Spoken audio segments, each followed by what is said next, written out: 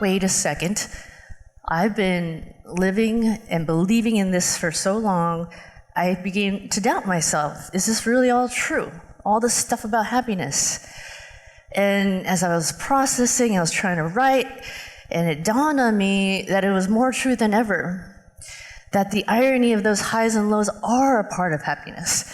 And as cliche as it sounds, until we reach those lows, we're not gonna know what it feels like to really be in a meaningful high. And that's why that exercise was so important, because we can read all these, self-help books, we can read all these inspiring messages, but what really matters when we're going through this is what's inside. And by realizing that we have in the past gone through these lows before, we actually are fueled and armed and more resilient to know we can go through it again. And the realization of having this sense that everything's impermanent, people we love, jobs that we hold, even ourselves, but what's not is what we can control within. So in that sense, I started reading, writing, and researching some more, came across this quote that really helped me through. Norman Cousins says, "Death is not the greatest loss in life, the greatest loss is when we die, when we're still alive." Kept on reading and researching, and came across the fact that there are a lot of other people that said very, very similar things. If, for example, Tupac said a similar thing, Buddha said a similar thing, and I got so excited. I was like, wow, I can't wait for that moment that I can put this on a slide of Tupac, Buddha, and Norman Cousins, all on one. Because it dawned on me how universal this concept of whether we're living or we're dying, how we are, in the end, a human, and we have a humanity to take care of. So what I learned from this is that these instances of these highs and lows, we as humans, now more than ever, have an ability to ask ourselves, what did we learn? And that's the difference between whether or not this trauma, or whatever you want to call it, that we're going through, whether that creates more stress or actually gets us to the other side of more growth, is that process of not sweeping things under the rug, but actually looking at these lows and feeling like embracing and asking, what did I learn from this? Where are you now in 2022, AC? So we gotta admit, when we open that door to this new year, we've had a lot more hope, maybe a little, but we also felt really trepidatious behind what's behind that door. And of course, lo and behold, there was a lot. We had a lot of VUCA, volatility, uncertainty, complexity, ambiguity. We had a war spring up in Ukraine. We had inflation. When was the last time you went to Whole Foods and came out with a jug of milk and bread for $100? We had looming recession that we're still living in right now. All this VUCA stuff is creating something within us as human beings, what I call the FUD factor, fear, uncertainty, and doubt, just because we just don't know what's going to be behind that door next. And so us as human beings, we already knew this was happening. Excuse me, we already knew that there was burnout, disengagement, mental health issues. All this was already there. What COVID did was just lifted the hood and kind of blew it up and said, hey, we are here now. So in some ways, it was like a blessing in disguise, because at least we can talk about what's under the hood and name what was beneath. This was really interesting to me, and it was a bold move, but the Surgeon General just announced this like a month ago, how much mental health issues are really driven from our workplace. So it's so interesting. Basically, they're putting a warning label, not just on cigarettes, they're putting the warning label on companies, saying, beware, this might be hazardous to your health. So this is causing a #1 dilemma that's plaguing the whole world. According to Gallup, this year, it's what we know as burnout. And we've all experienced this in some form or another, whether we're acknowledging it or not. And what's really, really something that we have to remind ourselves as leaders in this room is that burnout is that much more impacting leaders, because we also not only absorb our own burnout, we absorb the burnout around us as well. So what leads to this? All these things that are on the other end of happiness. It's like when you have a workload you cannot manage, when you have a lack of control, no recognition, no alignment of your values, things that we all know in workplaces are what drives happiness levels down. But now it's just been exacerbated with all that we've been feeling and experiencing since COVID. So of course, it's no surprise, right? Our well-being levels are the lowest since the Great Recession. Anxiety and stress levels are up. And the takeaway here is this, that the impact to our mental and physical state is there, whether we are acknowledging and identifying and saying yes or not, by sweeping it under the rug, or maybe we just have too many other priorities to acknowledge the fact that it's there. And right now, I think the right question to ask, not just of each other, is ask it within us too. Are you okay? Am I okay? Let's get real. Am I really okay? With that psychological safety for our own personal well-being too.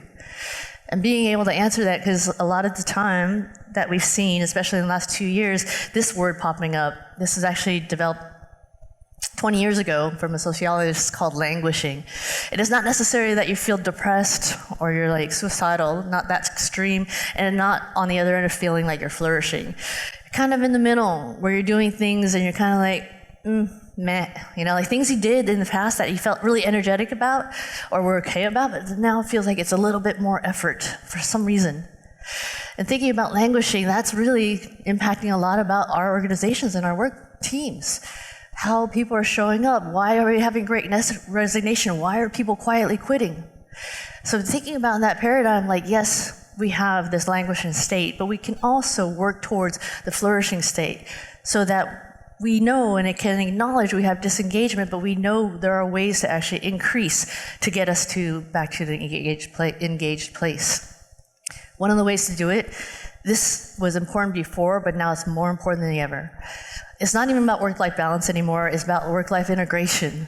Knowing that, like, we all experience it, we walk out of our office, our bedroom, and walk into our kitchen to do dinner for our family. It's just like everything's integrated, time was integrated, and so is our lives now with work. So how do we treat it that way? So that when we're thinking about how to be happy at work, it's all about, actually, how do we get work-life happiness going? And that's talking about us as whole people. So it's going one step beyond well-being. It's about being whole. And actively having these conversations, we've been doing this for actually a couple years now, when COVID hit, is asking about the whole person, not just, hey, how's your job? How's your skills? How's your role? It's like, how are you as a whole person? How are you mentally? How are you emotionally? How are you relationally? How are you physically? How are you financially? How are you spiritually or purposefully? When you have these conversations, people feel like they're heard and understood because they feel like they can show up as their authentic self at work. And one important thing to reminder as a leader is, like, you don't have to be a mechanic and fix everything. That's what you're here for. You can just be more of a mirror and show your support, that you're here to support whatever they're going through. And that's when people stop quietly quitting, because they know that they're cared for. The number one thing that we got to remember, especially right now with our economic uncertainty, is that through the course of time, and there's another chart that goes 5 years before this, so the last 10 years, for those companies that actually double down on their people, invest in their people, they actually outperform the S&P 500, even during economically turbulent times. So that is just the data. Then comes the question, how do we reframe it so we actually execute upon that? And so the thing about this, and I know we want to talk about belonging here, is, can anyone kind of resonate with this person in the middle? I know everyone has a onesie at home that looks like a bear too.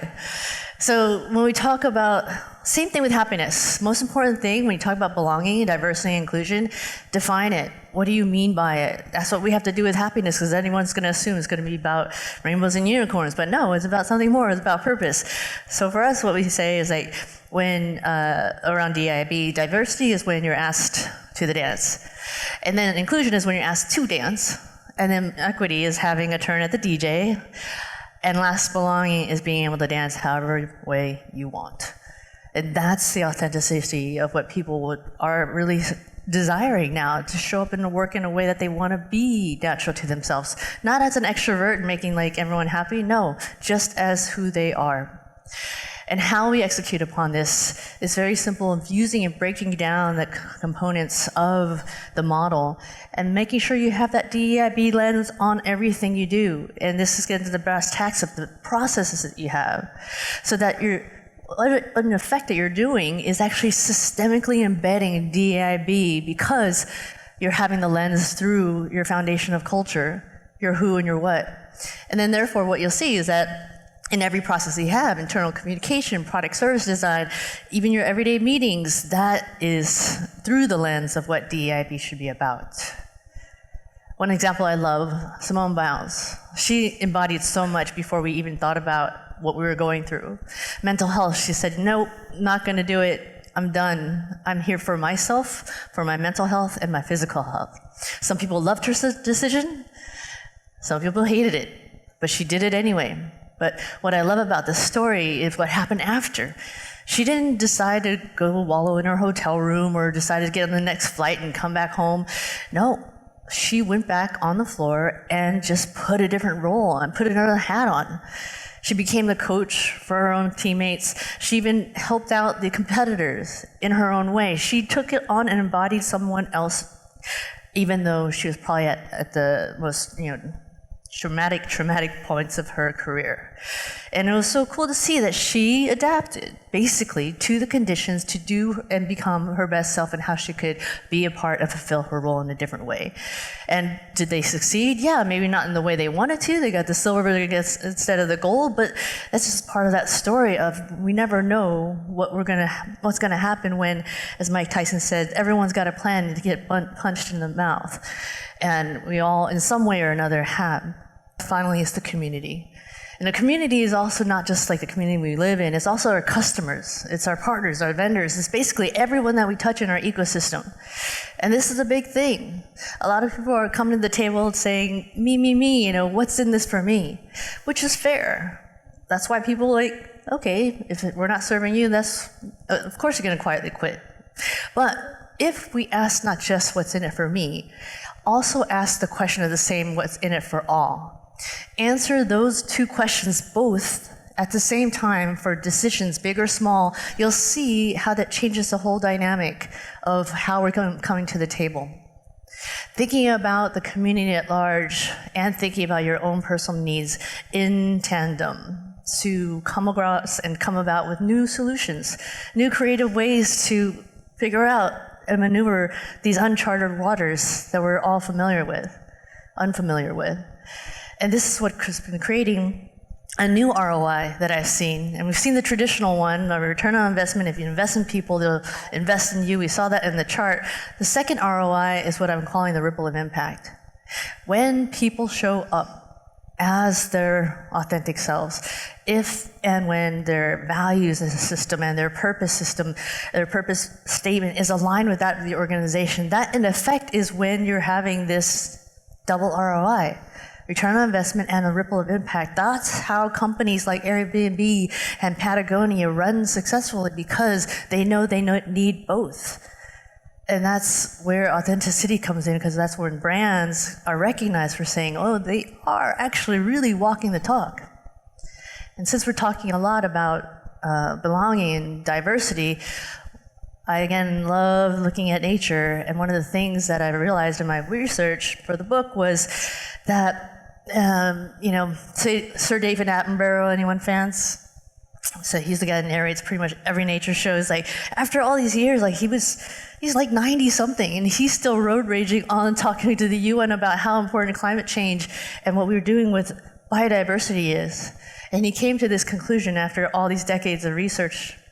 And he said that the more varieties that we have of flora and fauna in any sort of habitat, when they exist that way in the ecosystems, that's when they are actually, those habitats itself are the most sustainable, the most resourceful, the most resilient, and in the end, of course, the most adaptable. Just think about that in proving our point and understanding why do the stats and data all tell us the same thing of having diversity is creating these great results. It's because it's learned within our own DNA, within our natural systems.